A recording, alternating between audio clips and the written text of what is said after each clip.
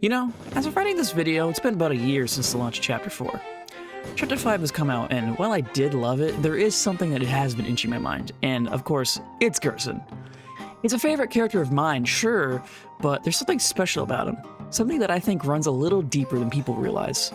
I think that Gerson's actually one of, if not the most important character for the narrative of Deltarune, not necessarily because of what he says, but because of what he represents, or more precisely, who he mirrors.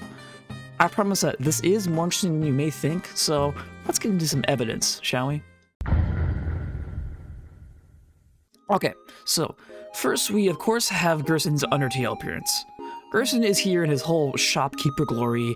You know, he does the usual shopkeeper thing of selling you items and armor, but he also has a fair amount of interesting dialogue.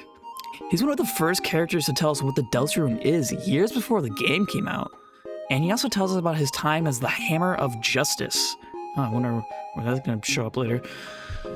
He also tells us how he was a mentor to Undyne, which is also, again, important later.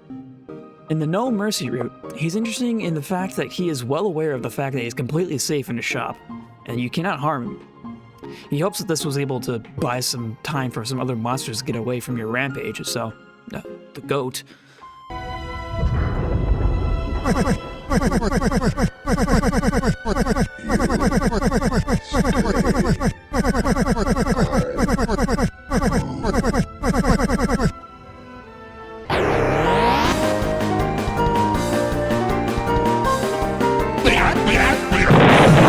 There are only a few other characters in this world who are aware of this gamey nature, like Sans or Flowey, so Gerson of all people being aware is certainly something, even if it's just a knowledge that he's picked up from being one of the oldest monsters in the underground. In the 10th anniversary stream for Undertale, which I know is in the questionably canon territory, but shush, he's shown in the post-Azrael fight walk in the oldest part of the ruins, gathering some old books. His dialogue here is mainly about the sailing of the monsters and how he was possibly romantically involved with a human. Either way, he gives some much-needed explanation about the war, which was something that we didn't really know much outside of it being just like a plot device for the events of the game to happen. Yeah. This is the part where I talk about...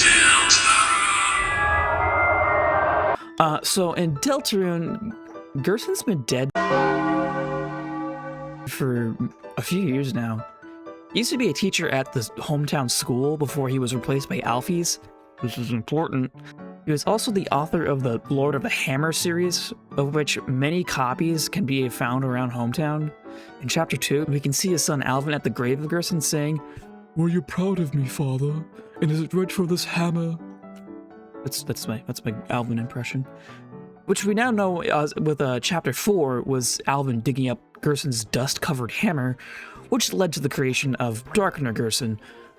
Darkener Gerson is the memories of Gerson in a Darkener form, so we can generally assume that what he says is accurate to him just being Gerson, not just looking and acting like him. His role is pretty major. He serves as like a sort of mentor figure to Susie, much as his Undertale counterpart was to Undyne. The fun game meets him in the Dark World, he wants a book in the battle, yada yada yada. Then we get to the part where he tells us about how he believes that we should go in between the lines of the prophecy. Now this is notable, as it shows how Gerson does not really believe in fate. He believes that the prophecy is nothing more than a fairy tale. In his Hammer of Justice fight, most of his dialogue surrounds this idea of fate, and his series The Lord of the Hammer. He tells us that the Lord of the Hammer is based on the prophecy, and also he tells us the first 5 chapters of the story, and then begins to spin out what we've done throughout the entire game of Deltarune. And at the time, he gave us a tease of Chapter 5. He states that what happened after Chapter 5, nobody knows. And that after Chapter 6, there is nothing left. As the story became so grand, it swallowed up the author himself. Anyways, Susie wins the fight, Gerson comes back to help to defeat the Titan, okay, cool, okay, whatever. So, let's talk about Gaster. But why? Up until this point, everything I've talked about has been about Gerson, so why am I suddenly bringing up Gaster? Well, there's a lot to unpack here. First of all, let's talk about the author being swallowed up. This line is very, very similar to some dialogue from a Goner follower in Undertale, with the follower stating that the core, Gaster's creation, was something that he fell into. This caused him to be shattered across time and space, and his memory to be forgotten for most. This is a contrast to Gerson, where yes, he fell into his creation, but he is remembered and celebrated by many. And then there's the prophecy. Gerson doesn't quite hate it, but he acts in spite of it. Gaster, it seems, possibly created it, or at least believes heavily in it. It's unclear somewhat, but when losing to the knight in Chapter 3, what can be assumed to be the voice of Gaster tells us that our loss is almost guaranteed here, and that we should not persist, but he gives us the option to. Gaster, above all, is a scientist, of course, but the important part is that Gaster seems to be one that believes hard into the prophecy, similar to Rousey. Gaster is also the precursor to Alphys in Undertale, much the same as Gerson is to her in Deltarune. In both cases, Galphys is said to have big shoes to fill. One thing outside of the game that is also important to bring up is the Undertale tarot cards. The cards were originally a fan creation before being picked up by Fangamer. There was a Gaster card actually, but with most things rated to Gaster, it was scrubbed in favor of a different card, this time featuring Gerson. Gerson replaced Gaster, much similar to how we did in Deltarune with him replacing him as the predecessor to Alphys. I know merch isn't canon to the games, but this is something that points out their connection just a little bit too much to not point out. Gerson and Gaster seem like almost opposites, yet are near the same in certain ways. Well, I believe that there is a very simple explanation to this. They aren't necessarily reflections of each other, but they're both a mirroring of Toby Fox. They both show different sides of him, in the way that they are both his self-insert.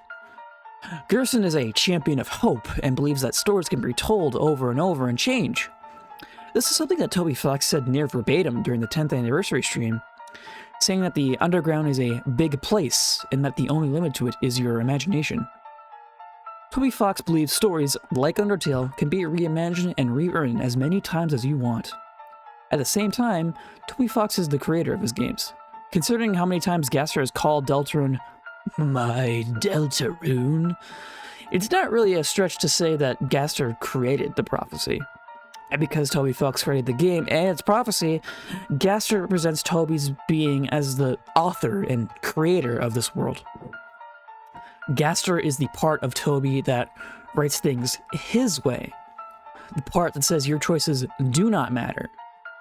Gerson is the part of Toby that rejects that. In a way, Gerson is the embodiment of Undertale, while Gaster is the embodiment of Deltarune, in a way. Gerson isn't just connected to Gaster. Gerson is Toby Fox, and Toby Fox is Gaster. If you enjoyed this video, maybe leave a like and subscribe. I would appreciate it. If you have any thoughts, agreeing or disagreeing, feel free to leave them in the comments, or if you just have any feedback in general, just let me know. Chris is Gaster, Susie Gaster, Noah Gaster, all our